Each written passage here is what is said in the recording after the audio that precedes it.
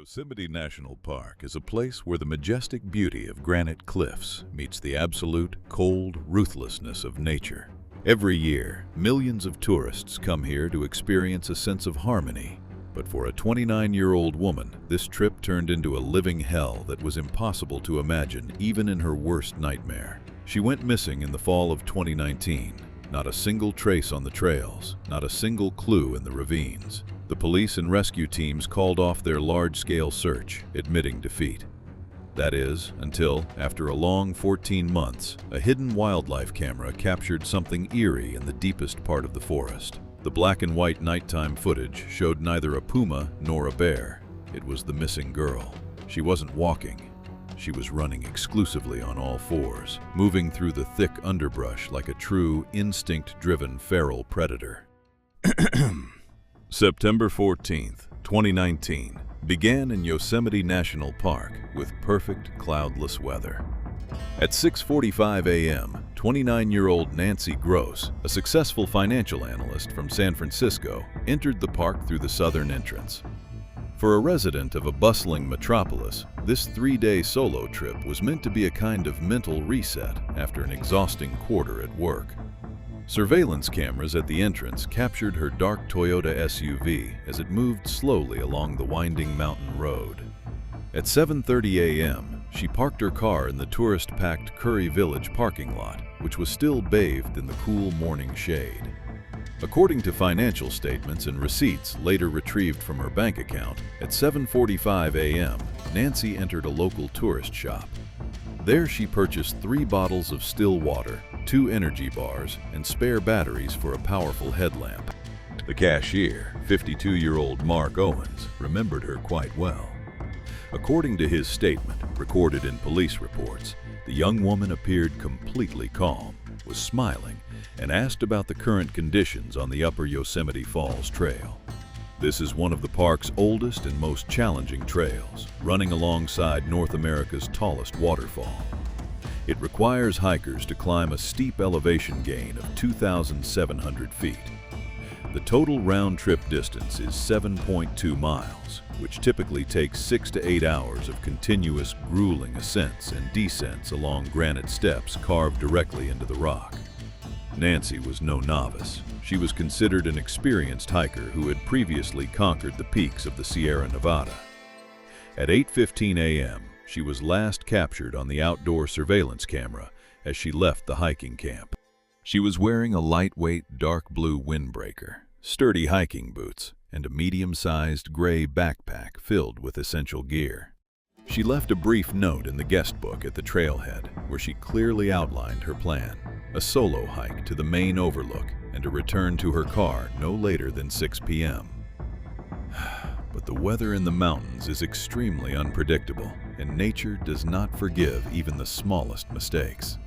By 4 p.m., the air temperature at high altitude began to drop rapidly, quickly approaching 45 degrees Fahrenheit.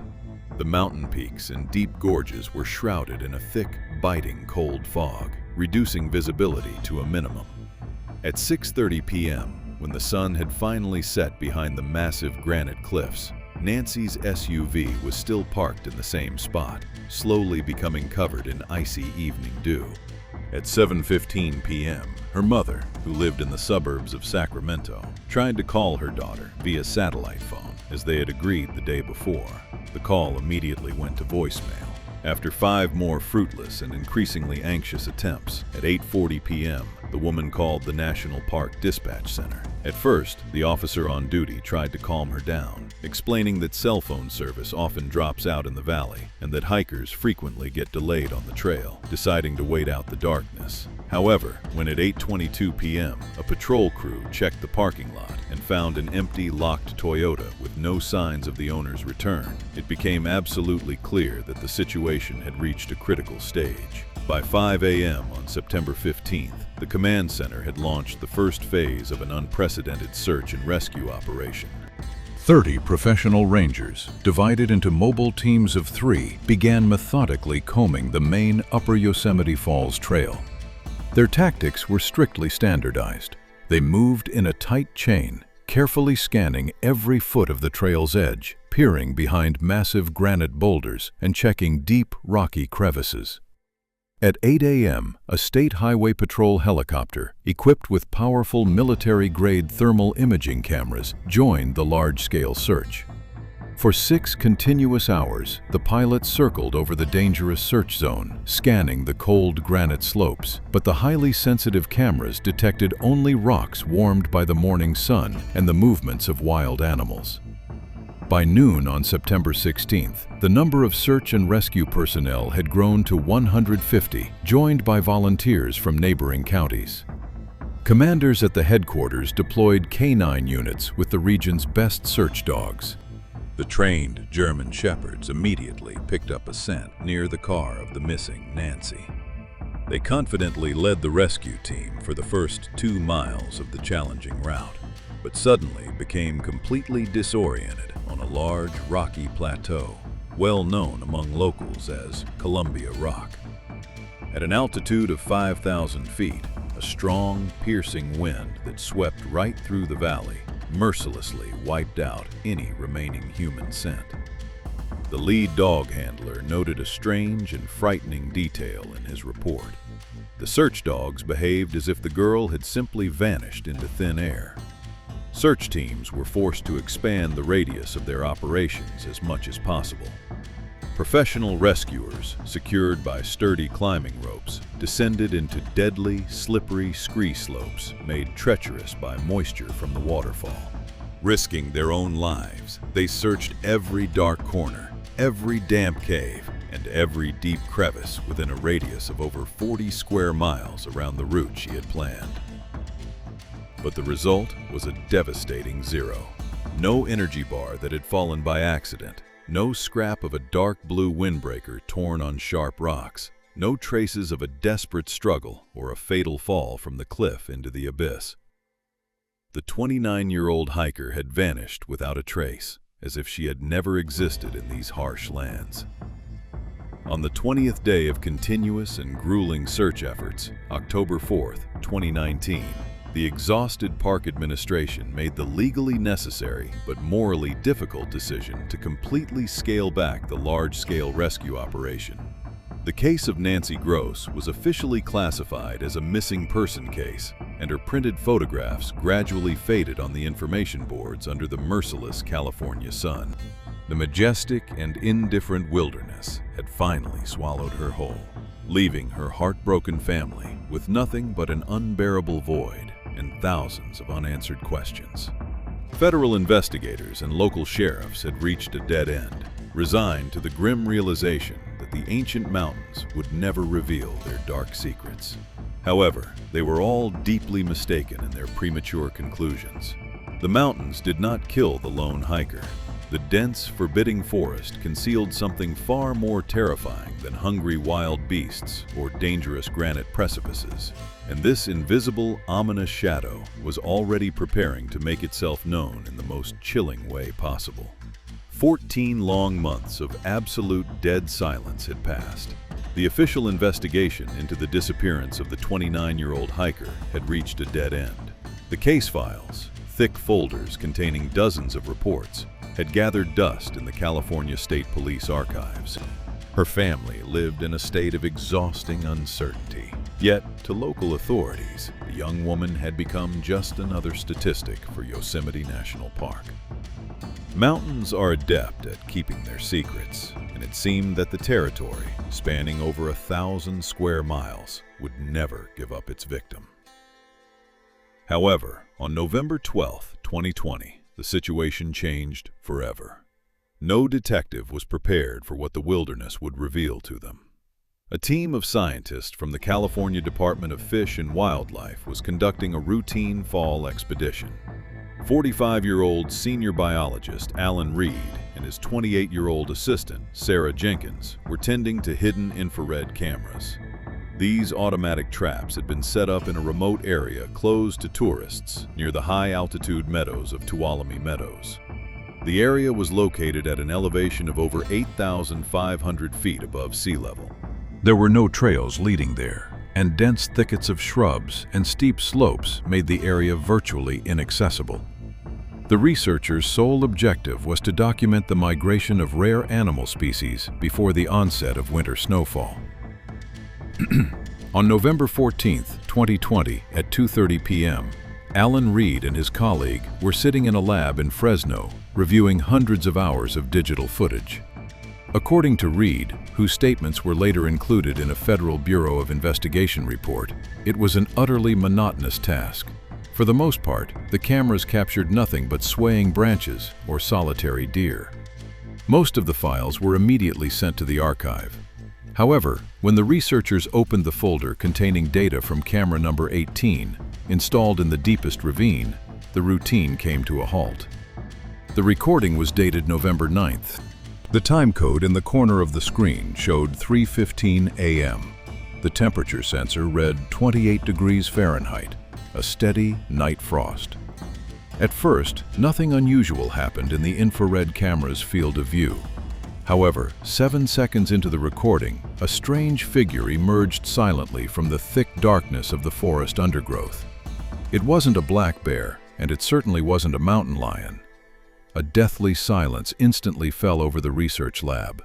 The researchers, holding their breath, stared at the black and white monitor, which made their blood run cold. A human had come into focus.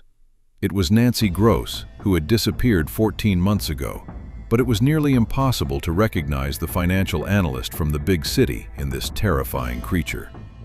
The young woman wasn't walking on two legs.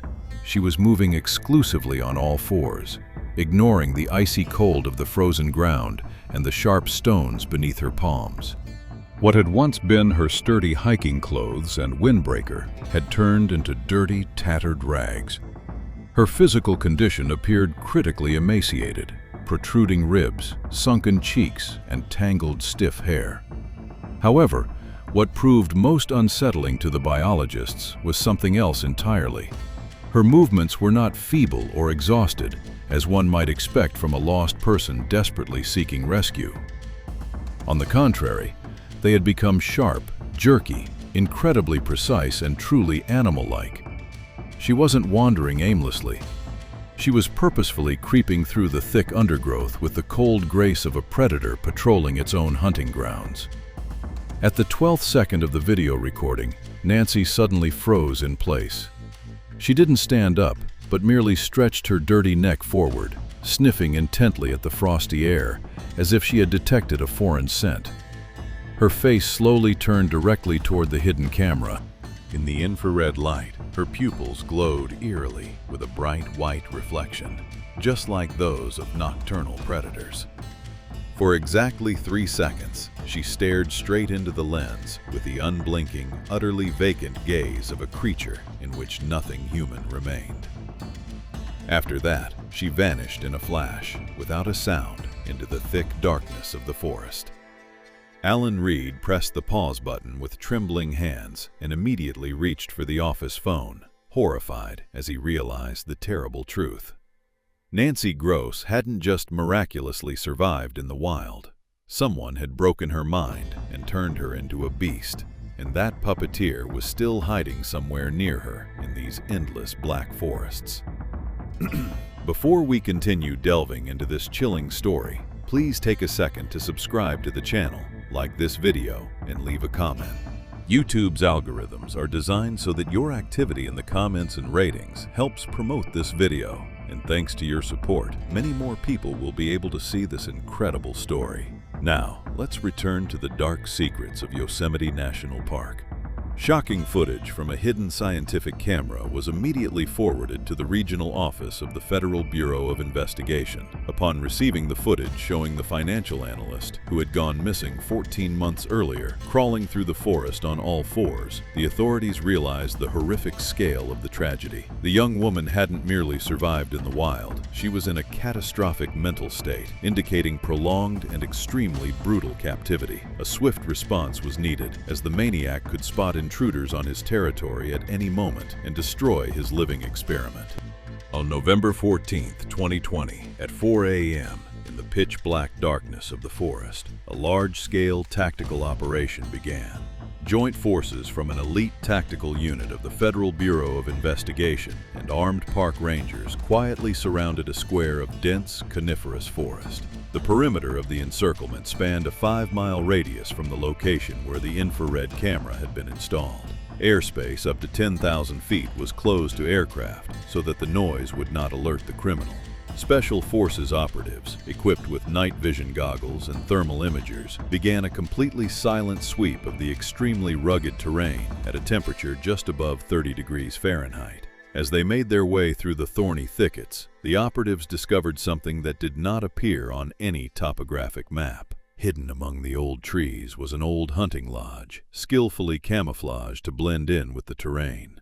On a rusty sign by the gate, the half-worn name was barely legible: Blackwood Retreat.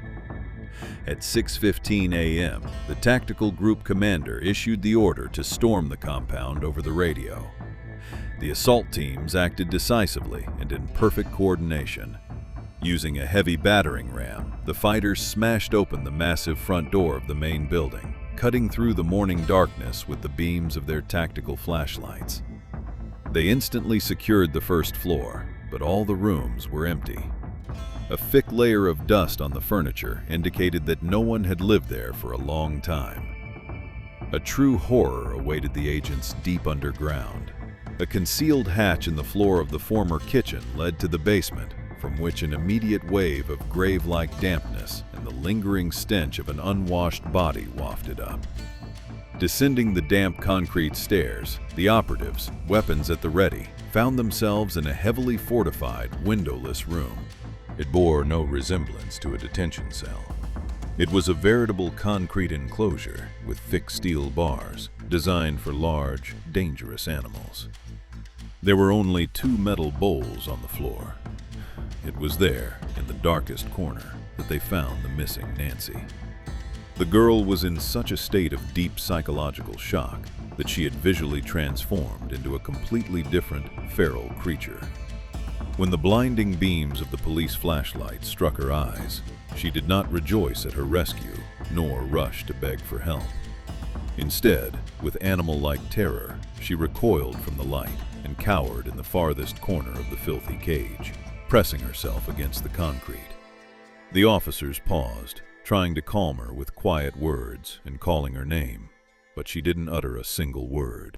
Instead of human speech, the 29-year-old woman emitted low, inarticulate growling sounds, baring her teeth aggressively at the armed men in uniform, like a wild predator cornered in a trap.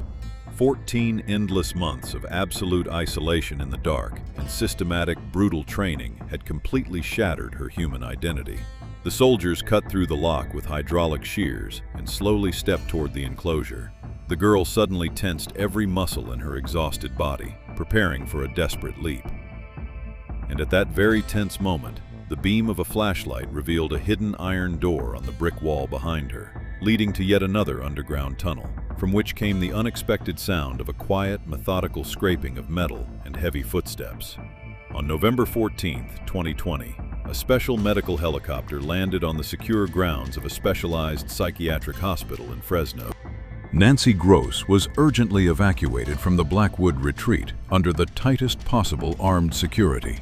The girl was immediately placed in an isolated intensive care ward whose windows were securely covered with thick blinds to avoid even the slightest visual triggers. A panel of the state's leading physicians was faced with a case that was absolutely unprecedented in the history of American criminalistics. Preliminary in-depth medical and psychological examinations revealed a terrifying, inhuman truth. The kidnapper did not simply keep his victim locked up, as a typical maniac seeking total control would do. He methodically, systematically, daily, and with the utmost determination, applied the most brutal, sadistic methods of deep psychological programming, destroying her consciousness at a fundamental level. Doctors found multiple old and fresh marks from deep thermal and electrical burns on the critically emaciated body of the 29-year-old woman. The clinic's chief physician noted in his written testimony that the criminal forced Nancy to live exclusively by the harsh laws of the wild animal world. Any attempt by the woman to stand on her own 2 feet, straighten up, or even simply try to speak in human language was instantly and extremely brutally punished. For the slightest display of humanity, she received powerful shocks from an industrial stun gun capable of delivering a massive voltage.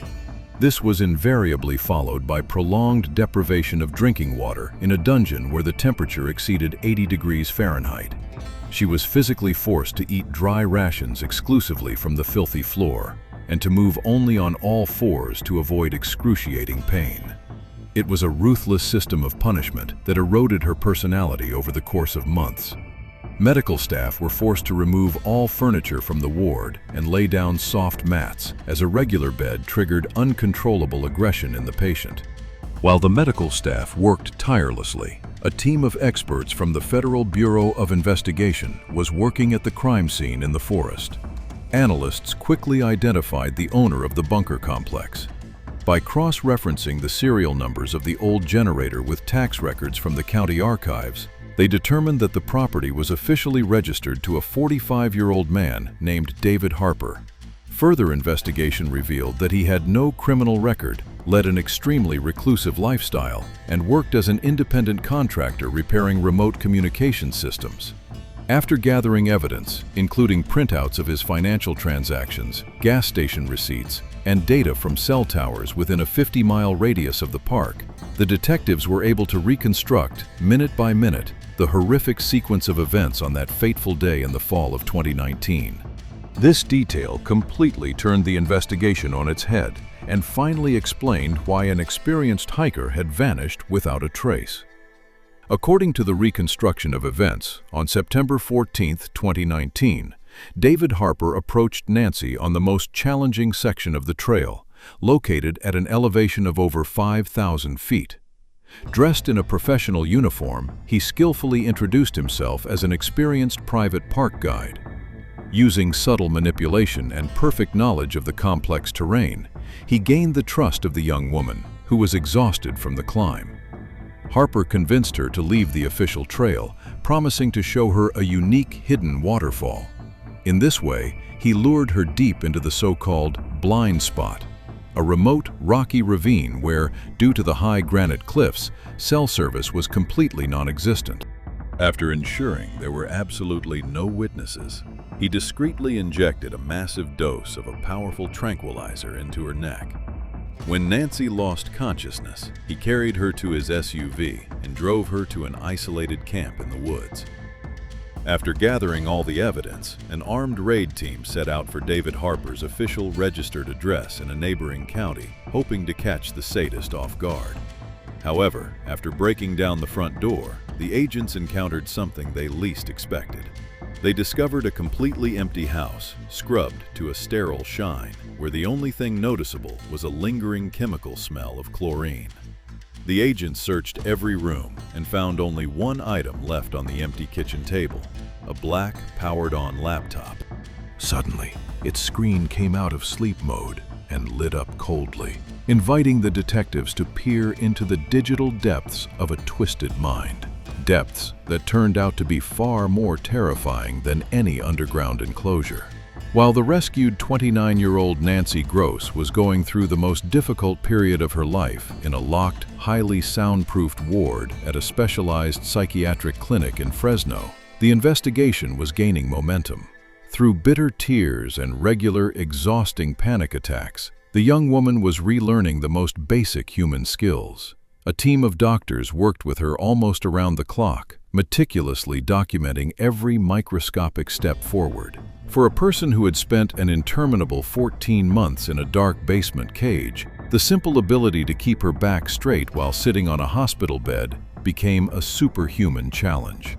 Every attempt she made to simply raise an ordinary metal spoonful of food to her mouth was accompanied by uncontrollable trembling in her hands and a sharp, instinctive urge to drop to the floor to eat without using her hands, just as she had been brutally forced to do before. Meanwhile, as medical professionals painstakingly pieced together the victim's shattered psyche and physical health, 200 miles away, in a sterile technology laboratory at the regional office of the Federal Bureau of Investigation, The complex process of dissecting her tormentor's digital brain had begun. During a second, even more thorough search of the Blackwood Retreat Hunting Lodge, which took place on November 17th at 10:30 a.m., agents noticed an architectural discrepancy between the interior dimensions of the main office and its exterior dimensions. Using portable wall density scanners, the agents discovered a hidden cavity. Behind a skillfully disguised false panel made of solid oak lay a secret server niche measuring approximately 40 square feet. In this cramped, completely isolated room, a powerful, self-contained cooling system operated continuously, humming as it protected 3 massive industrial servers and 10 ultra-high-capacity hard drives from critical overheating. All the equipment was securely protected by complex, military-grade cryptographic passwords and software protocols for automatic data self-destruction in the event of unauthorized police intervention. On November 28, 2020, at 7:45 p.m., an elite cyber unit, after exactly 14 days of continuous, extremely grueling work and employing the most advanced code-cracking algorithms, finally cracked this digital safe. What the forensic investigators saw inside made even the most hardened veterans of the Bureau, who over many years of service had encountered the worst manifestations of human cruelty, shudder. The decrypted datasets definitively and irrevocably shattered the local police's initial theory that the encounter on a mountain trail in Yosemite National Park in the fall of 2019 was merely a random act by a maniac. David Harper was no ordinary opportunist. He turned out to be a completely cold-blooded, calculating, and methodical hunter who had been planning his perfect crime for many months. Digital evidence unequivocally proved that Harper had begun stalking Nancy as early as 6 months before her fateful trip in the early spring of 2019. In a special hidden folder on his main laptop, computer experts found over 500 photographs of the young woman. Most of them were taken covertly, from a great distance. Nancy near her office in the financial district. Nancy during her morning jogs in the park. Nancy at a table in her favorite coffee shop, where she was quietly reading books.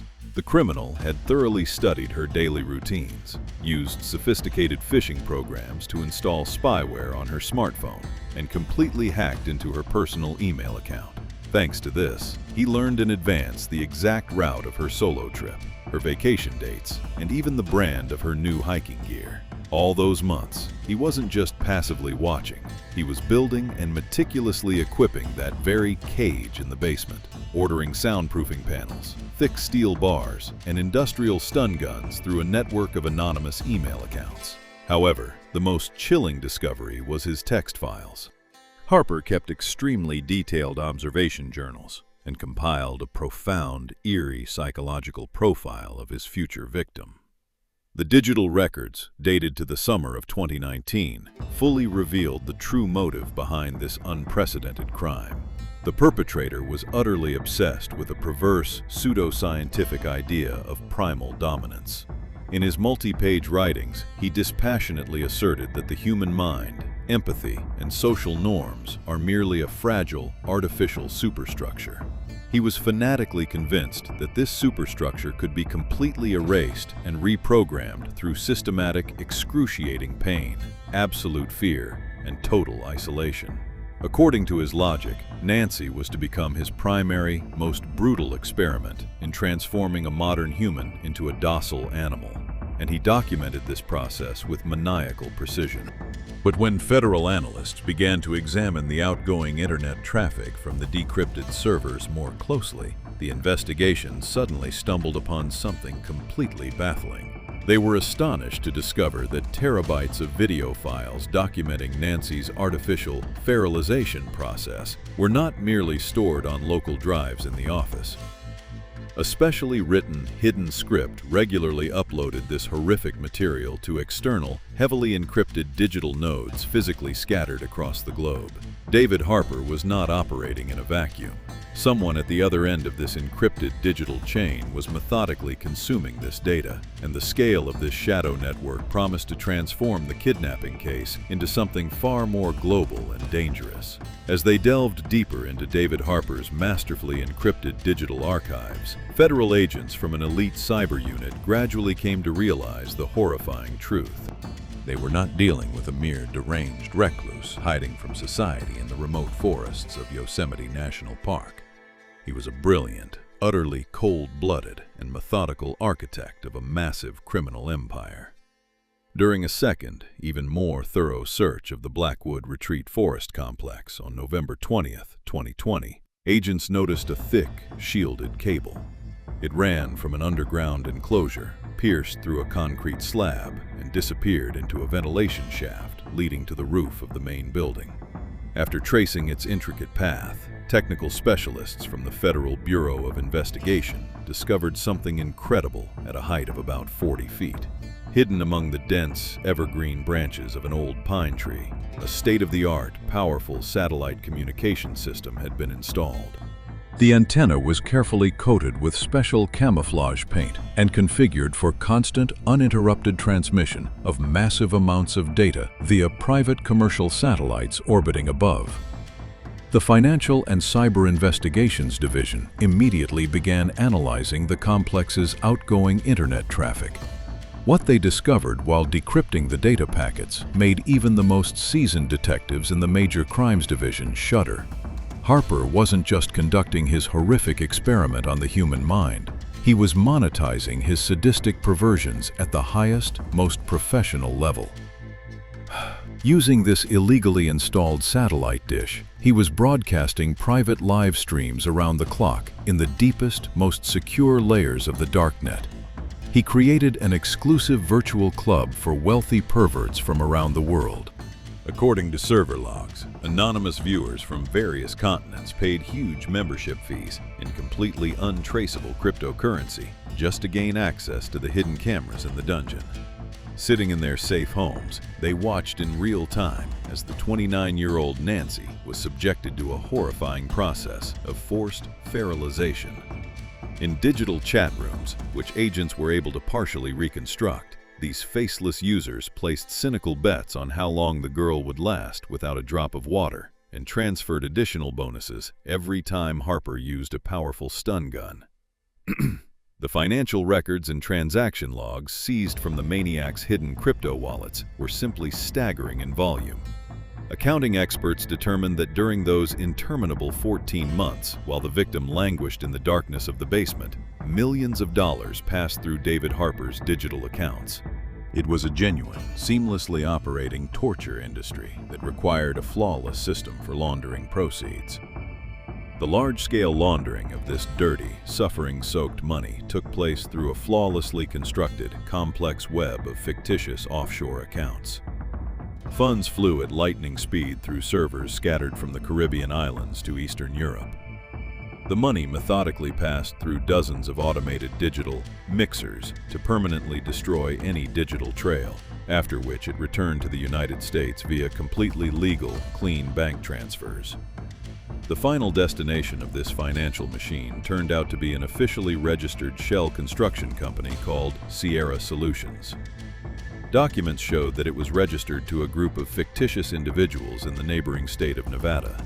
It was through the accounts of this fictitious corporation that Harper openly purchased expensive construction materials, ordered heavy soundproofing panels, steel bars for the cage, and state-of-the-art electronic equipment.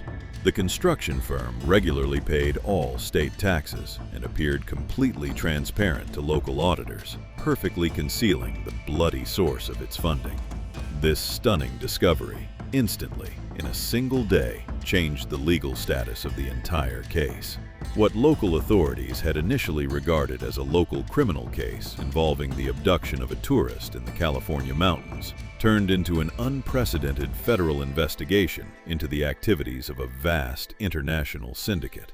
The Federal Bureau of Investigation realized that it was no longer dealing with a single, isolated sadist, but with an entire underground army of wealthy, anonymous consumers of illegal and inhumane content. Urgent requests for data extradition were sent to cybercrime units in more than 30 countries around the world.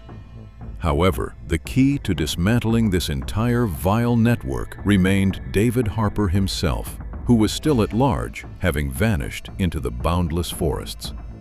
Investigators worked around the clock, without sleep or rest, hoping to find even the slightest digital lead that would lead them to the predator. The answer came from where they least expected it. On December 1st, 2020, at 10:15 p.m., the main monitors in the government's cyber lab suddenly flashed an alarming red light. A digital beacon, which investigators had secretly embedded in the code of one of Sierra Solutions' frozen offshore wallets, had been triggered. Someone had just attempted to remotely transfer a massive sum of money to a backup cryptocurrency account. The transaction authorization signal lasted less than 5 seconds, but that was more than enough time for the powerful federal servers. Analysts managed to track the brief connection, and its coordinates caused the operation coordinator to jump abruptly out of his chair. The signal wasn't coming from some secure European metropolis. It was emanating from the heart of the desolate frozen forests 80 miles from Blackwood Retreat. The hunter had just revealed his own location, and the hunt had entered its final, most dangerous stage. During a massive and lightning-fast assault on the Blackwood Retreat underground complex, the prime suspect, 45-year-old David Harper, managed to pull off the nearly impossible. He evaded certain arrest right under the noses of elite federal special forces. As investigators discovered during the subsequent extremely thorough search of the premises, the sadist was fully prepared for such a critical scenario. With round-the-clock access to dozens of hidden outdoor surveillance cameras equipped with motion sensors, he had spotted the approaching tactical teams well in advance. Taking advantage of those precious minutes while the operatives used heavy battering rams to break down the massive armored doors of the main building, Harper calmly slipped into a narrow, underground tunnel he had prepared in advance. This deep earthen passage, skillfully reinforced with sturdy oak beams, led him far beyond the perimeter of the police cordon, into impenetrable forest thickets, where the helicopter's highly sensitive thermal imagers could no longer distinguish his body heat from the natural background of heated rocks. Once free, the maniac simply vanished into the harsh wilderness, leaving the investigators empty-handed. However, Harper fatally underestimated the scale of the law enforcement machine, which immediately began hunting him down. After the discovery of the chilling underground enclosure, the rescue of the exhausted Nancy, and the realization of the true scale of his international dark web syndicate, the case was given the highest federal priority. Dozens of government agencies joined the search. The noose around the fugitive was tightening inexorably and mercilessly, even though 3 full weeks of continuous search operations had yielded no substantial results. The temperature in the high mountains was dropping rapidly, regularly plunging to -10 degrees Fahrenheit, and severe blizzards made aerial reconnaissance completely futile. But a breakthrough came just as hope was beginning to fade. On December 5, 2020, analysts at the National Security Agency, who were monitoring the encrypted radio spectrum over Central California around the clock, intercepted an anomalous signal. This signal came from a backup satellite phone and lasted a mere 4 seconds. The criminal had turned on the device for just a moment to check for a signal, but that proved to be more than enough for the government's ultra-powerful servers. Automatic direction finding systems calculated the coordinates in a flash. The pinpointing clearly indicated a specific, isolated square in the dense, snow-covered forests of the Sierra National Forest. This remote location was 80 miles north of the crime scene. Consulting old topographical archives, the detectives discovered that a long-abandoned, half-ruined wooden building from the Gold Rush era stood there, known to local historians as the Iron Ridge Cabin. The Federal Bureau of Investigation had no intention of risking the lives of its agents or giving Harper even the slightest chance of another escape. 3 heavy transport helicopters carrying strike teams immediately flew to the scene. At 7:40 p.m., when the mountain forest was already shrouded in deep, impenetrable, frosty darkness, the old wooden cabin was completely surrounded. Dozens of heavily armed agents, equipped with night vision goggles, white camouflage robes, and thermal imagers, silently took up positions behind granite boulders covered in thick ice. Professional snipers took aim at every dark window and the hut's only entrance door. There was no chance of slipping by unnoticed. The perimeter was tightly controlled both on the ground and from the air using tactical drones. The assault team commander turned on a powerful megaphone and in a loud, metallic voice ordered them to surrender immediately. The silence that followed this echo in the frosty air seemed endless. Harper, with his sharp, analytical mind, understood his situation perfectly. He realized that the endless forest was now being combed by dozens of fighters, that the escape routes were completely cut off, and that any attempt at armed resistance was guaranteed to result in his immediate elimination on the spot. The door of the old hut opened slowly, with a drawn-out creak. The sadist, who had cold-bloodedly broken a man's psyche and turned it into a profitable bloodbath, stepped out onto the snow-covered porch. He slowly raised his empty hands, demonstrating that he was unarmed. In the blinding light of dozens of police floodlights, his face looked truly terrifying. There was not a trace of fear, panic, or the despair of a cornered beast. Harper maintained the icy, utterly terrifying composure of a self-assured man who still considered himself above any human law. When the agents roughly threw him to the frozen ground and fastened steel handcuffs around his wrists, he didn't even flinch. Only a barely perceptible, contemptuous shadow of a smile flitted across his thin lips, hinting to the detectives that this voluntary surrender was merely the beginning of his new, meticulously planned game, the terms of which the justice system had yet to discover. The trial of 45-year-old David Harper began on March 15, 2021, in the U.S. District Court for the Central District of California. The case instantly captured the attention of the entire national press, becoming one of the most high-profile and chilling trials in the history of the country's criminal justice system. The public was shocked not so much by the fact of the kidnapping as by the incomprehensible, inhuman cynicism of the defendant, who had turned medieval torture into an extremely lucrative modern business. In the dock, Harper sat with a completely cold, impassive expression, dressed in an orange prison jumpsuit. He showed no emotion, even as prosecutors read out the horrific details of his crimes and showed footage from the underground enclosure. The defense built its strategy around a desperate attempt to have the defendant declared not criminally responsible. The hired attorneys tried to frame the case as one of severe, incurable mental disorder, convincing the jury that Harper had completely lost touch with reality. They claimed that he acted under the influence of uncontrollable delusions of primal dominance and demanded that he be committed to a secure psychiatric hospital instead of a high-security federal prison.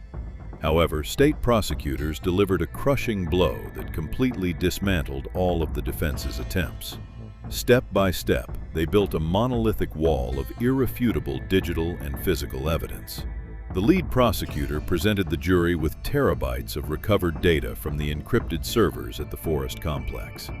Harper's detailed handwritten and digital diaries dating back to the spring of 2019, footage from dozens of infrared cameras, and, most importantly, complex financial transactions in untraceable cryptocurrency irrefutably proved his cold-blooded, thoroughly calculated plan.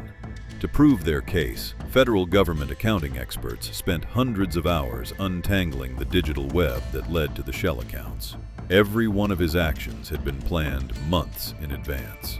Setting up a fictitious construction firm, legally purchasing thousands of pounds of concrete and thick steel rebar to build a 200-square-foot cage, and skillfully setting up an illegal satellite communication system. All of this required brilliant logic and a clear criminal mind. Harper was by no means insane. He was a calculating, methodical entrepreneur who profited from the suffering of others. After 4 weeks of grueling court hearings, on April 12, 2021, the jury needed only 6 hours of closed-door deliberation to reach its final verdict. The verdict was unanimous. David Harper was found fully guilty on all 70 counts. The federal judge's sentence was harsh and final. The criminal was sentenced to life imprisonment in a high-security federal prison without any, not even the slightest, right to parole.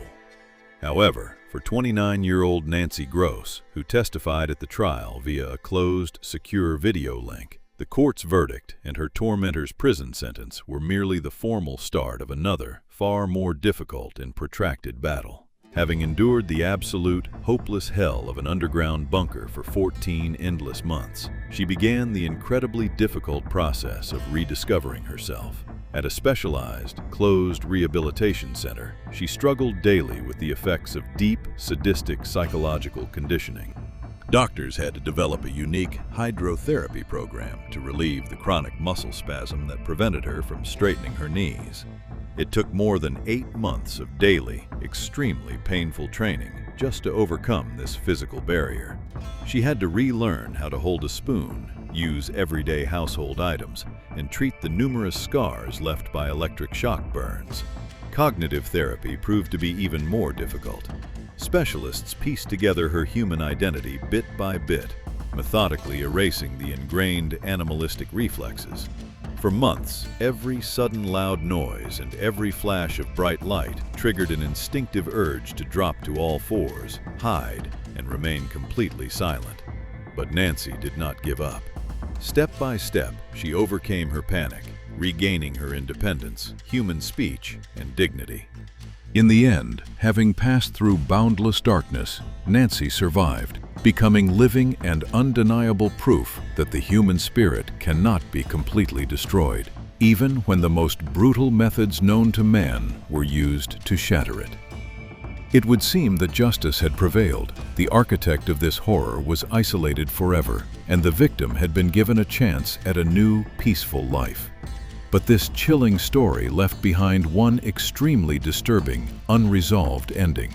Special agents from the Cybersecurity Division were never able to identify the thousands of faceless viewers from the closed virtual club who paid huge sums of money for these bloody broadcasts. And exactly 3 months after the trial ended, in late fall of the year 2021, a new, brief, anonymous message suddenly appeared on one of the encrypted forums in the deepest layers of the darknet. The text consisted of just one cold phrase. "The architect is in prison, but our franchise continues to operate." The very next morning, in another national park, more than 1,000 miles from California, police reported the disappearance of yet another solo female hiker, whose torn backpack was found on the side of a deserted forest trail.